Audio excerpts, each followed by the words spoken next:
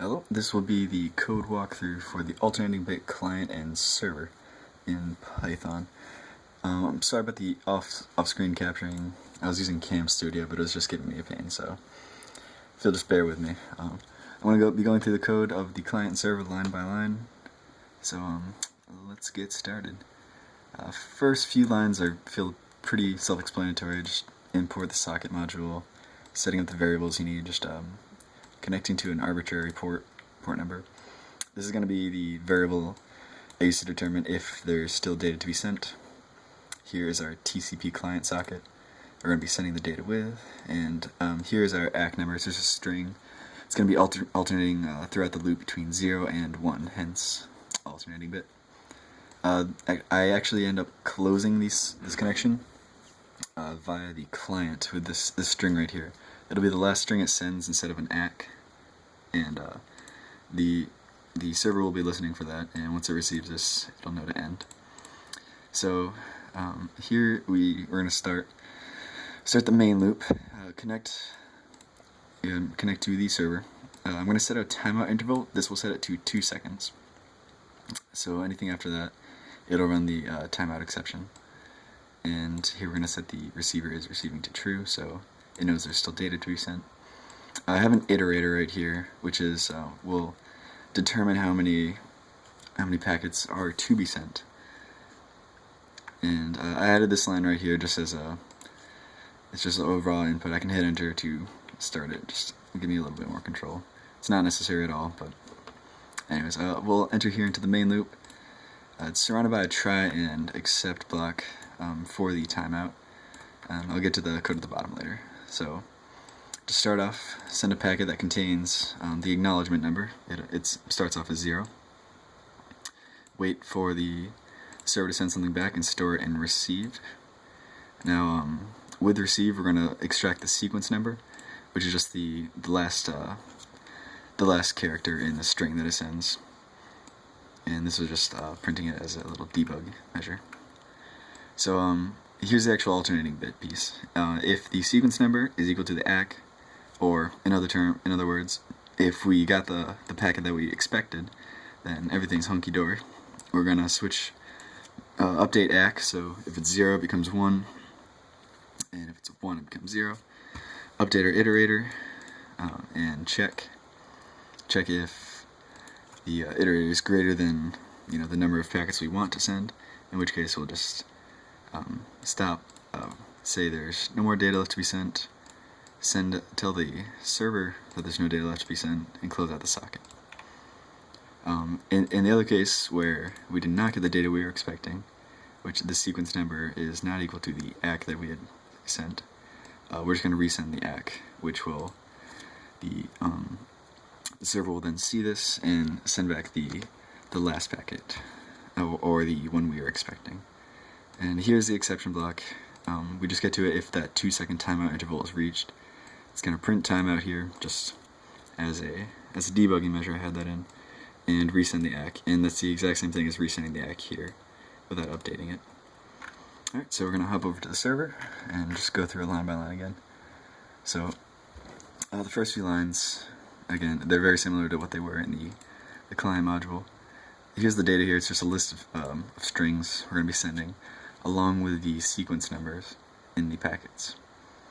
So we get into the main thing. We just set up the socket, and it starts listening on the port, which is 12,000, just an arbitrary unused port. So we have the main loop here. Here we're gonna accept an incoming packet and just initialize some variables, including the sequence number, which is kind of the server's version of the acknowledgement number. It'll hop between 0 and 1, and the server and client use this to determine if they're sending and receiving the proper packets in order. Again, I have an iterator here, and all this says is if it's your first time through, then you're not gonna have to run this piece of code because it was already run up here. But any other time, you will have to run this code. So right here, we're going to extract the ACK, it's just the 0 or 1, from the packet we received from the client. And this next line is, again, the alternating bit portion. if the acknowledgement number is equal to the sequence number, in other words, if the client and the server are on the same page, then everything's a-okay. We're gonna just simply send the next packet that the client is expecting and update our sequence number, as well as our packet to send, so we can move along in here, send Neo and then you. This is the other case if the client did not get the packet they're expecting. If they're a little upset, we're gonna say, okay, we're gonna hop back to the last packet and update our sequence number, and it'll just update the sequence number to the last one, which is actually the same as updating to the next one, but anyways. And then we'll resend it. We'll say, sorry, that was our bad. We sent the wrong packet, but here's the one you were expecting. And then we update our iterator. Each time it'll check if the ACK was that closing message that the client sent, and then it'll know to close out the connection, stop the loop.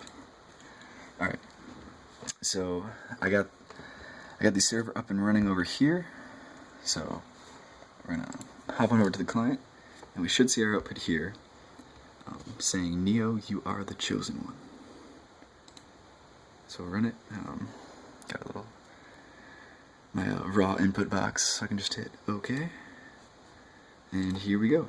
It said, Neo, you are the chosen one.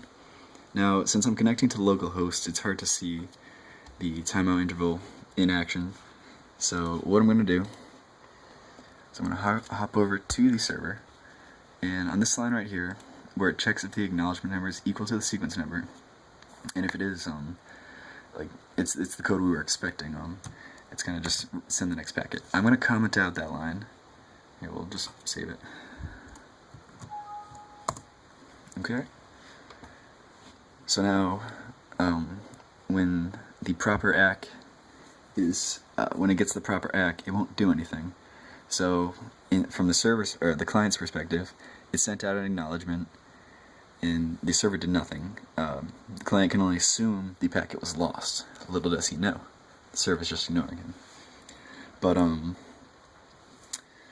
sorry, I'm tired. But yeah, what the client's gonna do is say, okay, no problem. He probably just was lost in the network. I'll resend him another ACK. See if you can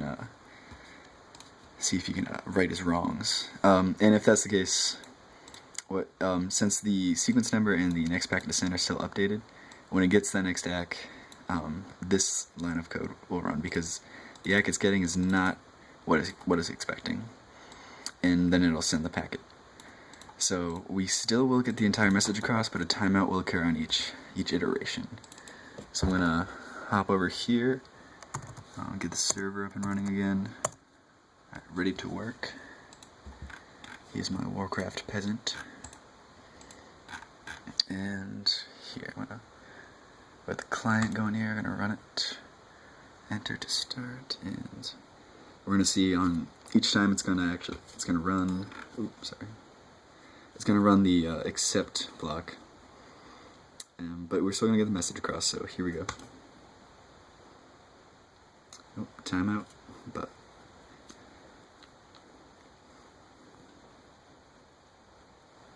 real exciting stuff here.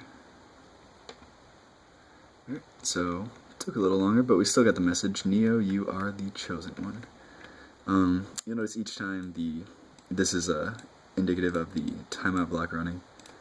As you see here, this is the timeout block. So printed the timeout here, there. We resent the ACK. The server said, oh, it looks like I sent, or he was expecting something differently. Let me right my wrongs and send the last packet.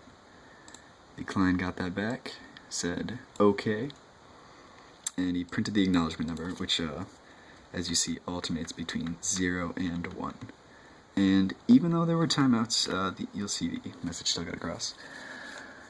Alright, so that is it. Thank you for watching.